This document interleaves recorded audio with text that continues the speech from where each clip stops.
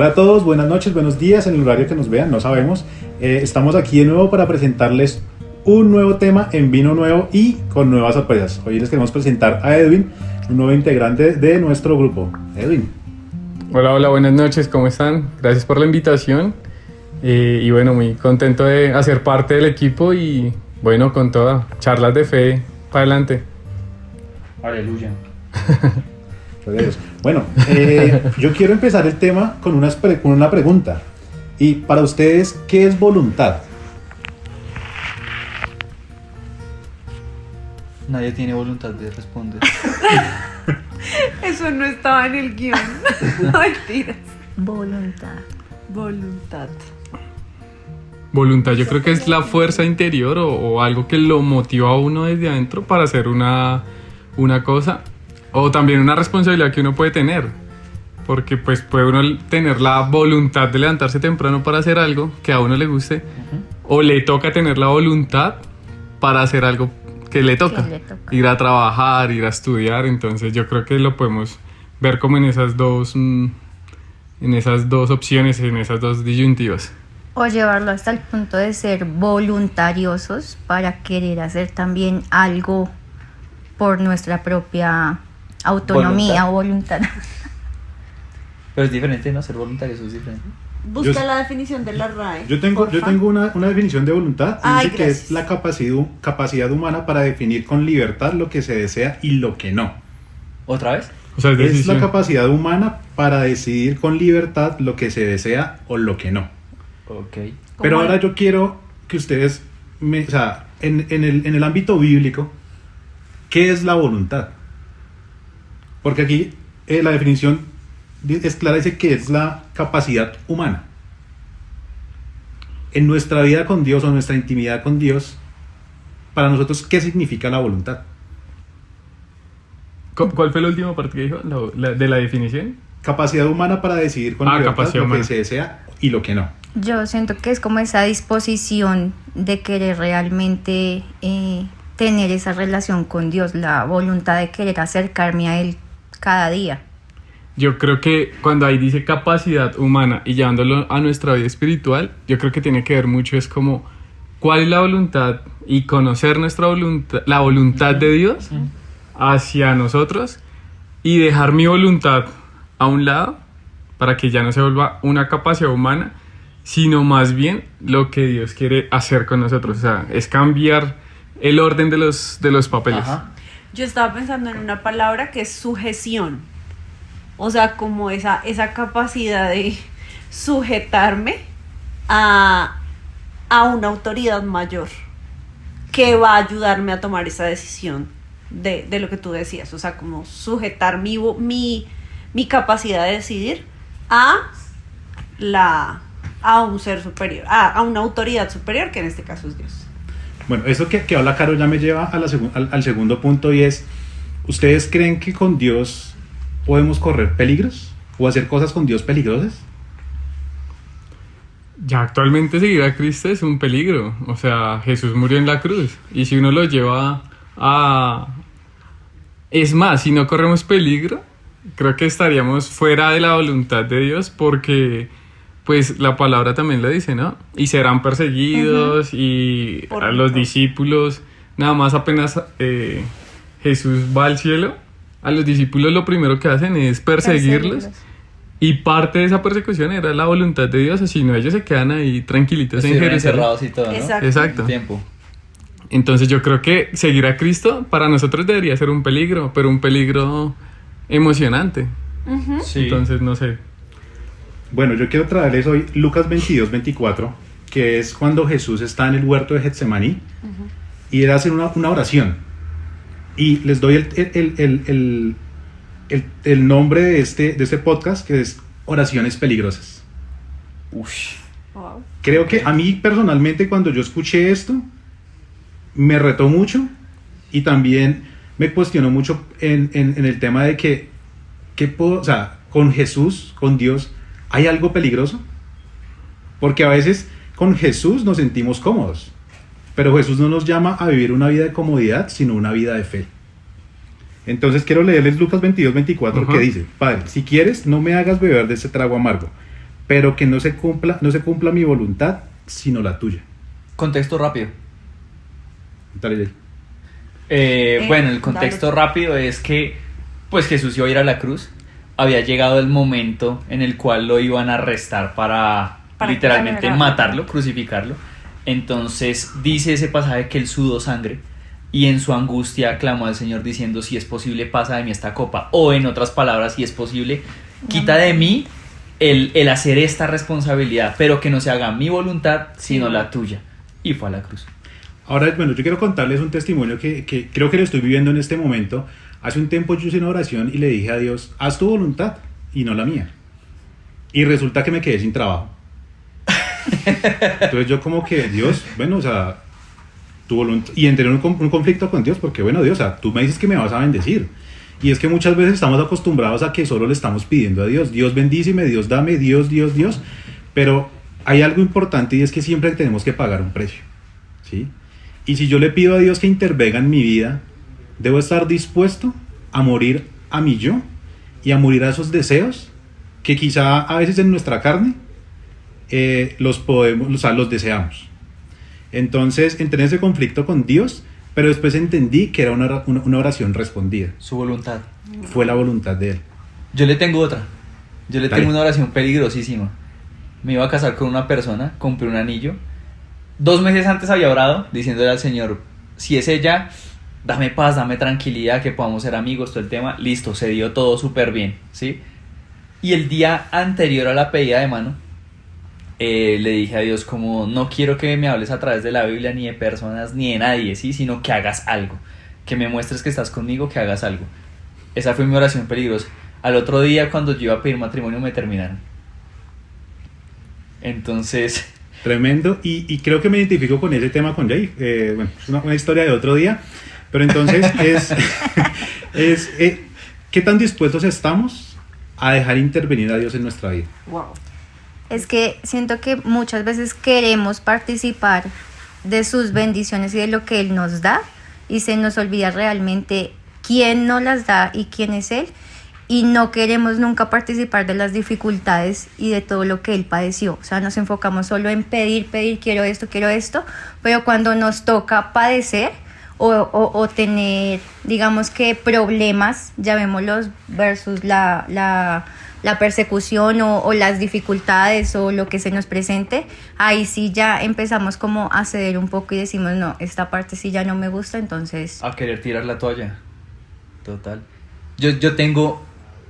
Yo tengo una imagen, y es que alguna vez pude como ver o le dije a Dios como que me mostrara qué hubiese pasado si Jesús no hubiera cumplido el propósito. O sea, si en vez de ir a montarse a la cruz hubiese decidido venir a tomar piña coladas en la playa y estar parchado, y es que este mundo estaría en llamas. O sea, qué triste sería uno saber que ojalá, verdad, no morirse, porque el momento en que me muera me voy para el infierno, ¿sí? Y es que, y yo le pedí a Dios que me mostrara eso, no porque sea un loco, aunque de pronto también, pero es que muchas veces nosotros nos acostumbramos a eso. Si Él, siendo Dios, se humilló, padeció, ¿quién soy yo para no hacerlo, sí? Y Yo creo que a veces nos ponemos al mismo nivel de Dios, o nosotros nos creemos Dios, que podemos darle órdenes a Él, y que si no se hace lo que Él dice, entonces nos ponemos bravos y armamos pataleta y nos alejamos, como si Dios perdiera algo con eso. Y finalmente los que perdemos somos nosotros. Yo creo que el secreto también está en encontrar la voluntad de Dios, ¿sí? Y como dice la palabra, que es la voluntad de Dios: buena, agradable y perfecta. ¿Pero a ojos de quién? De Dios. Exacto. Entonces a veces nosotros creemos que con ser buenos, agradables y perfectos en nuestro propio raciocinio estamos haciendo la voluntad de Dios. ¿Mm?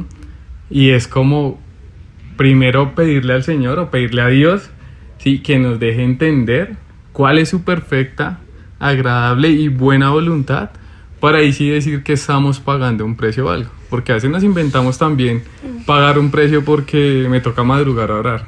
Ajá. Eso no es pagar un precio. Eso no. Armamos un Dios a nuestro acomodo de acuerdo a lo que nosotros queremos que ese Dios haga, y se nos vuelve como el Dios se nos vuelve como lo que nosotros queremos y no el dador de lo que para nosotros es la perfecta voluntad. Bueno, yo quiero hablarles de Proverbios 19:21 también, que va muy relacionado con esto. Y dice, el corazón humano genera muchos proyectos, pero al final prevalecen los designios del Señor. Y mi pregunta ahí es, ¿cuál es mi actitud cuando recibo algo de parte de Dios que no es de mi agrado, que me saca de la comodidad? Yo creo que lo primero es identificar cuando es la voz de Dios. Sí, yo creo que uno es eso. Y dos, cuando no es de mi agrado, pues precisamente es volver a lo de la voluntad, ¿sí? O sea, aunque vean que, por ejemplo, pensándolo de otra forma, es como por ejemplo, Pablo recibió todo y para él fue agrado. Más bien, ¿qué me pasa a mí? Que no quiero ver. Que no quiero ver o que no me agrada lo que Dios me está hablando.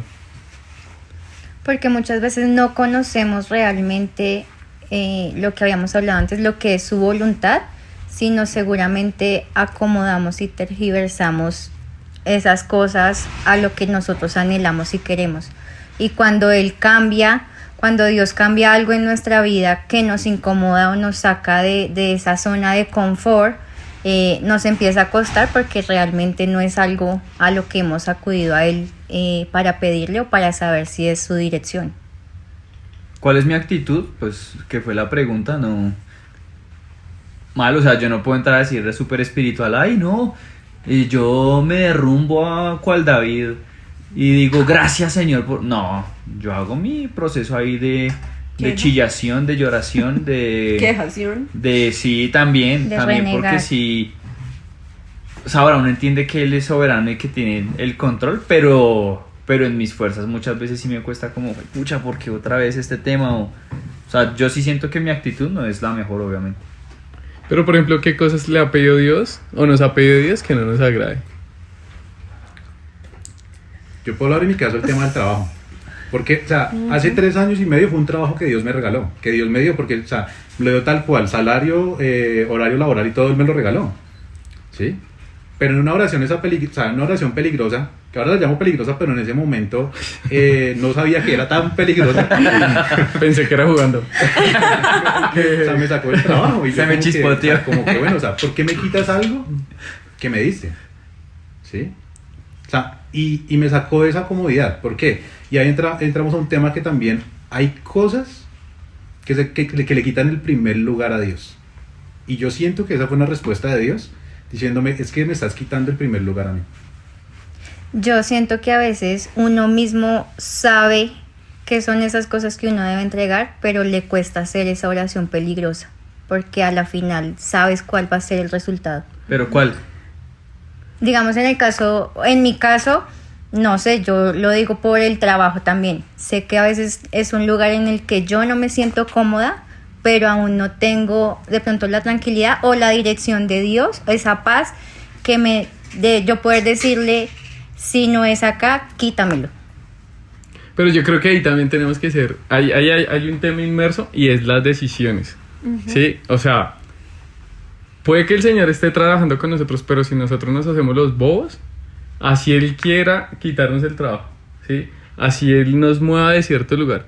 Si nosotros no tomamos decisiones y enfrentamos eso que el Señor me está mostrando tal vez, pues no va a pasar nada con nosotros. Entonces, ante la primera dificultad, ¿sí?, de hacer eso que de pronto Dios me estaba pidiendo, yo salgo corriendo, ¿sí? O sea, yo digo... Y te das derecho desempleado. No, y lo espiritualizo, ¿no? Y lo espiritualizo. O sea, no sé, digamos en la iglesia con nuestros líderes y eso cuando... No, listo, vamos a hacer esto y esto y esto. Y de pronto nos dicen, no, es que usted es un egoísta. O hay una actitud de alguien que no me gusta, ¿sí? Entonces es más fácil dejar las cosas botadas, ¿sí? Me cambio de iglesia. Me cambio de iglesia, me cambio de grupo, no lo hago. Sí, no, es que a usted le tocó servir en tal punto y le toca mojarse. Entonces no me mojo. Sí. O sea, cosas como tan pequeñas, pero ¿de quién es la decisión? Yo pensaba en eso. Cuando usted hizo la pregunta, a mí me tocó pedirle perdón a una exnovia, que fue la que de una u otra forma tiró, literalmente, esto suena brusco, pero tiró a nuestro hijo a la basura. Y a mí me tocó buscarla para pedirle perdón. Y yo evidentemente no lo quería hacer. Y también me agarré con Dios. Pero a lo último, cuando decidí hacerlo, sentí como si me hubieran quitado 2 bultos de papa de la espalda, ¿sí? Entonces siento que que sí es un tema precisamente como de no solo espiritualizarlo, sino también, o sea, en esa parte sí es bueno humanizarlo, como dice Edwin, claro, total, porque si me quedo solo con, ay, ya di el paso de fe y no hago nada más, pues estoy jodido. O sea, tengo que obrar para conseguir ese fin, evidentemente. Yo creo que muchas veces nos hacemos como los de la vista gorda en cuanto a lo que Dios nos manda. Y con lo que hablan ahorita, después de que ya como que tuve mi pelea con Dios y entendí que rendí como ese orgullo, y finalmente le dije a Dios, bueno Dios, fue tu voluntad, ayúdame a entender tu voluntad, me guste o no me guste a mí, porque finalmente tú eres soberano y tú eres el que tiene el control de mi vida, yo rindo mi vida a ti, ¿sí? Entonces, hubo una palabra que me marcó, que Dios me decía, y te saqué de Egipto. Cuando leí esa parte, y te saqué de Egipto, vinieron a mi mente todas esas cosas que quizá hice que le quitaron el primer lugar a Dios. Entonces, he escuchado también que dicen, es fácil salir de Egipto, pero pero ¿cuánto nos cuesta sacar a Egipto de nuestro corazón? Sí. Porque a veces creemos que tenemos una libertad, ¿sí? Y que estamos caminando bajo la voluntad de Dios. Pero ¿estamos realmente direccionados hacia Dios? ¿O tenemos un pie con Dios y un pie en el mundo? Ahora eso me lleva a pensar algo. O sea, si Dios nos sacó de Egipto, ¿para qué nos sacó de Egipto? ¿Qué pasó en Egipto, no? Para llevarnos a la tierra Sí, prometida. expliquémosles ¿Qué pasó en Egipto? pasó. Pues, Bueno, Egipto, Dios sacó, el pueblo de Dios es el pueblo de Israel. Dios lo sacó de Egipto. ¿Qué pasó con el pueblo de Israel? Empezó a entrar queja y queja y desobediencia ante Dios.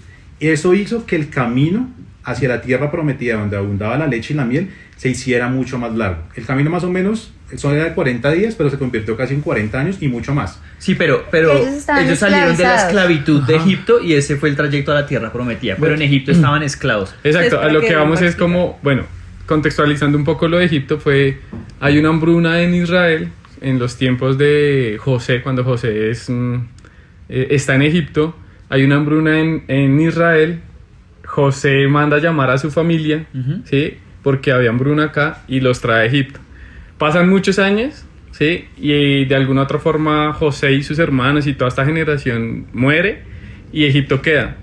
Israel queda en Egipto, perdón. Y luego ya hay un faraón que le tiene temor a cómo está siendo bendecido Israel dentro de Egipto. Ajá. Y ordena esclavizarlos. Ajá. Ahí viene la esclavitud y ya se levanta pues el temor de Dios tal vez en Moisés, ¿sí? Y los llama para salir de la esclavitud, de lo que en ese momento Egipto estaba haciendo, atemorizando, esclavizando y bueno, todo esto robando, bueno, sí, interviniendo, o sea, dañando, por decirlo así, al pueblo de Dios. Entonces ese es el contexto del que nosotros llamamos Egipto, y comienza el Señor a hacer un proceso de sacarlos de Egipto. Una vez más la pregunta, ¿cuál es?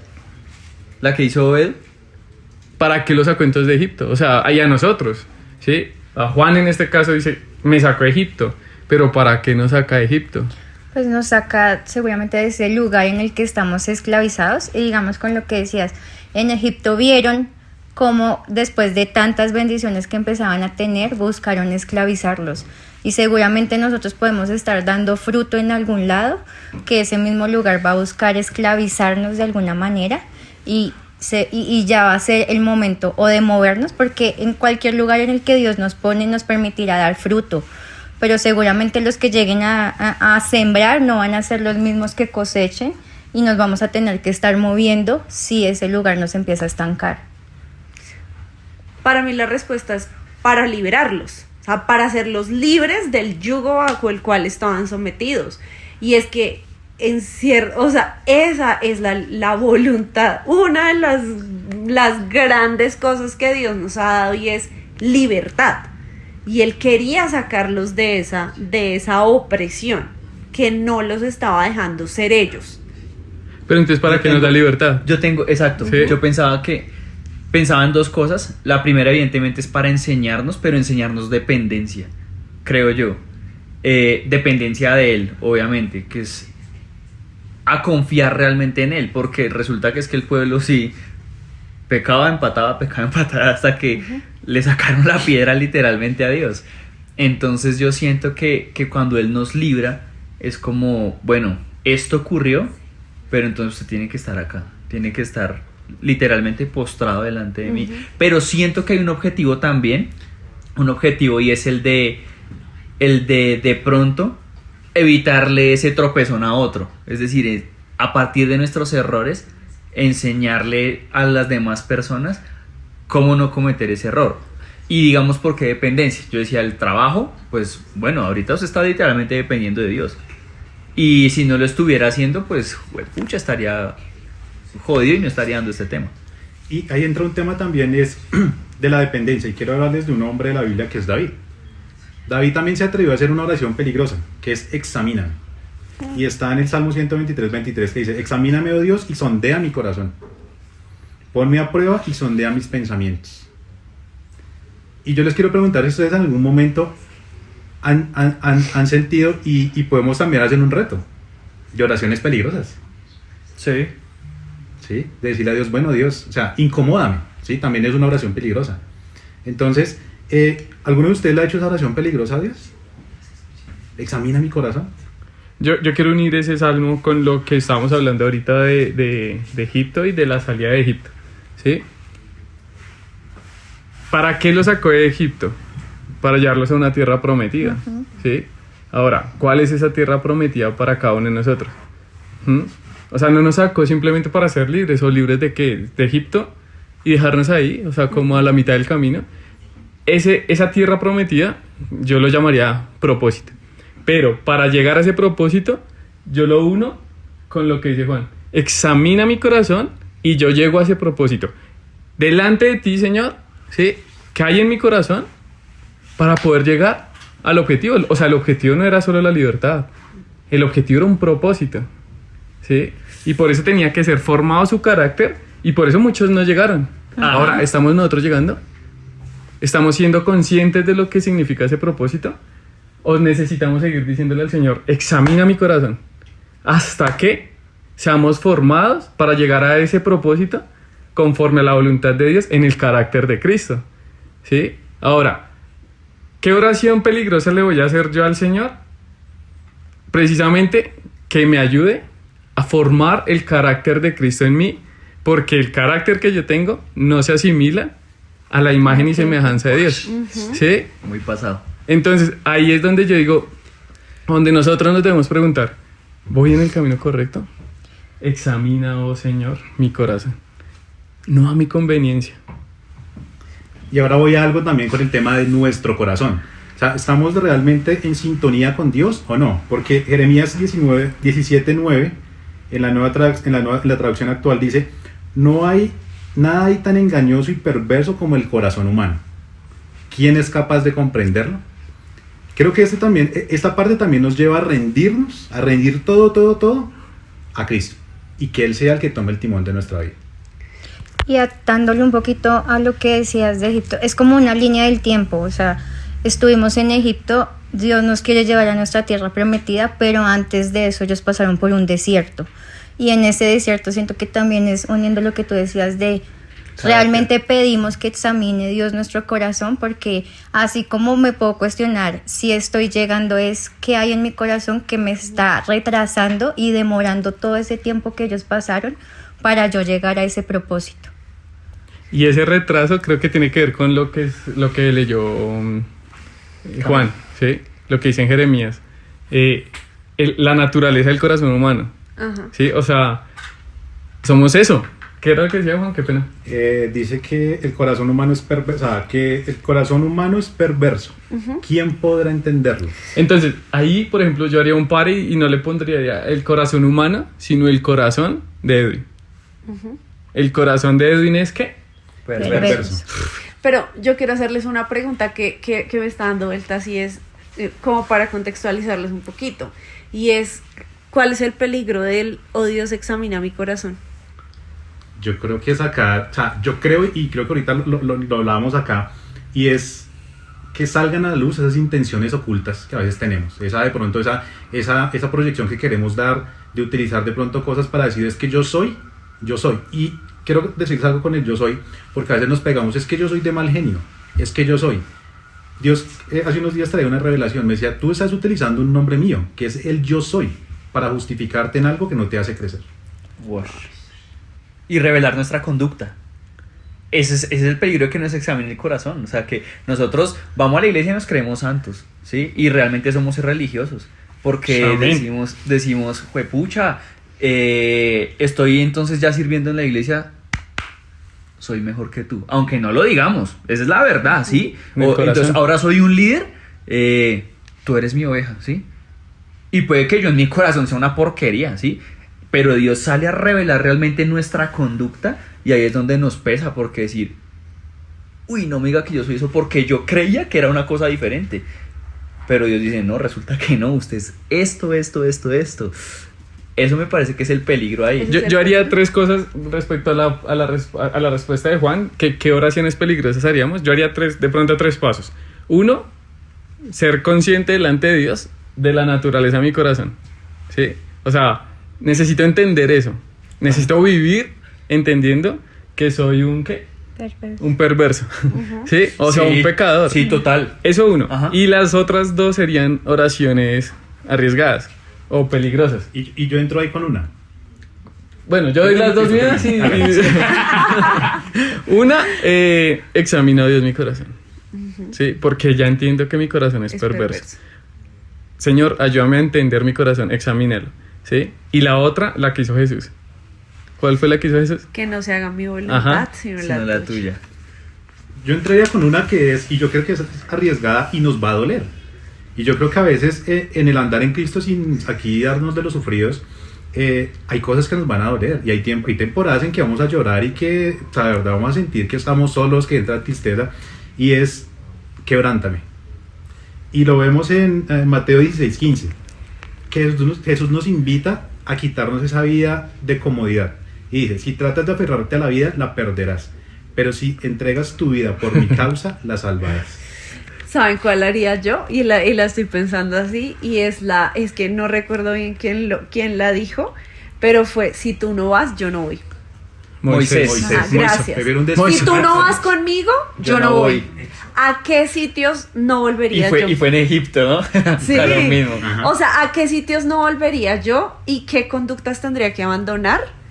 Por decir, si tú no vas conmigo, yo no voy. Y ahí Si yo- tú no vas a estar conmigo, si tú no me vas a acompañar, yo no voy. Y más que esos ¿Cuántas cosas lugares. tendría que dejar de hacer yo? ¿O qué cosas tendría que abandonar yo en mi vida al hacer esa valía la esa mía. oración? Y- O más que esos que dice Caro de a dónde no iría es a dónde quiero ir, que Dios Más no bien. quiere ir. Bueno, y No, Más por bien, eso. más Pero bien sí, yo haría eso. yo quiero agregar ¿A dónde eso. quieres O sea, ir? Jay, ¿A dónde me quieres llevar? Que tiene que ver con eso y es, cámbiame, pero con la conciencia que realmente va a permitir que me cambie o ser cambiado. ¿Sí? O sea, O sea, a lo cambios que voy- incluso tú no quieres. Obvio porque es que si es su voluntad, pero resulta que hasta aquí, o sea, le pongo un límite como, haz esto, sí, esa es tu voluntad, sí, uy, esta partecita ya no, ¿sí? Entonces es permitirnos realmente ser cambiados, ser transformados bajo ¿qué? Bajo su voluntad una vez más. Esa es la oración de David, examinado. yo les tengo este versículo, ya para ir cerrando el tema, y está en Mateo 16:24. Luego Jesús les dijo a sus discípulos, si alguien quiere ser mi discípulo, tiene que negarse a sí mismo, tomar su cruz y seguirme, porque el que quiere salvar su vida la perderá, pero el que pierda su vida por mí la encontrará. Yo creo que hay una promesa gigante, y es que vamos a encontrar la vida. ¿En quién encontramos la vida? En Jesús. Pero tenemos que pagar un precio y tenemos que morir a qué? A nosotros. A nosotros mismos. A mi vida, literalmente. Morir a todo lo que tenemos. Y quizá, o sea, y suena retador, y como hablamos ahorita, sin filtros. O sea, muchas veces nos va a mandar a morir a nuestra familia, a dejar todo por Él. ¿Y qué tan dispuestos estamos a dejar todo por Él? Es tremendo, es tremendo. Ese versículo que usted leía ahorita, no ese, sino el... Bueno, ese es como la respuesta a lo que hablamos ahorita. ¿Cuál fue el objetivo de salir de Egipto? ¿Sí? O sea, el objetivo de salir de Egipto es ese. Morir A ¿Quién? nuestro yo. al último que De leyó. nuestros deseos, el de Mateo. Sí, Sí. a ese. Y antes usted leía otro que decía el del amor a la vida. ¿Sí? Esa fue una respuesta, por ejemplo, que yo le estaba haciendo a Dios en tiempos de pandemia. por unas decisiones que debemos tomar, ¿sí? Y en esa respuesta fue, ¿a qué le teme? ¿Sí? ¿Le teme a morir? O sea, ama tanto su vida, ¿a qué le teme? ¿Sí? Ama tanto su vida, entonces ya deje de joder, ¿sí? O sea, si usted está amante de su vida, ¿qué dice la palabra? Pues ya la perdió. O sea, de verdad me amas Edwin, pierde tu vida. Me amas Edwin, pierde tu vida. Y ya. ¿Ah? Y no aferrarnos como a que me ponga a cambiar. No.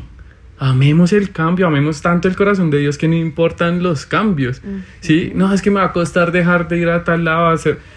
Es el gozo del Señor al que yo le estoy apuntando. Y Edwin habla de algo. Envíame. Hay una oración peligrosa que también puede ser, envíame a mí. Uy. Envíame a mí. Amazonas. Amazonas. Envíame al África. ¿Sí? Eso. O sea, envíame. ¿Sí? O incluso me recuerdas, no recuerdo bien en qué parte es que está, pero cuando le dice, déjalo todo y sígueme. Y muchas veces buscamos pretextos como, no, espérate, yo voy y organizo esto para seguirte, pero es ahora, o sea, es en el momento en que nos dice, sígueme, sin importar realmente qué tenemos que hacer, a quién tenemos que hablarle, qué tenemos que organizar, porque no se trata de nosotros, sino se trata realmente de Él. Y ya tengo Romanos 12 del 1 al 2. Por lo tanto, hermanos, tomando en cuenta la misericordia de Dios, les ruego a cada uno de ustedes en la oración espiritual, ofrezcan su cuerpo como sacrificio vivo y santo, agradable a Dios. No se amolden al mundo actual, sino sean transformados mediante la renovación de la mente. Así podrán comprobar cuál es la voluntad de Dios, buena, agradable y perfecta. Buena, agradable y perfecta. Quedamos. Hay que hacerlo, ¿sí? Hay que hacerlo. Pero es que mira que dice que tiene que haber una renovación en la mente para entender la voluntad buena, agradable y perfecta, o sea, para conocerla.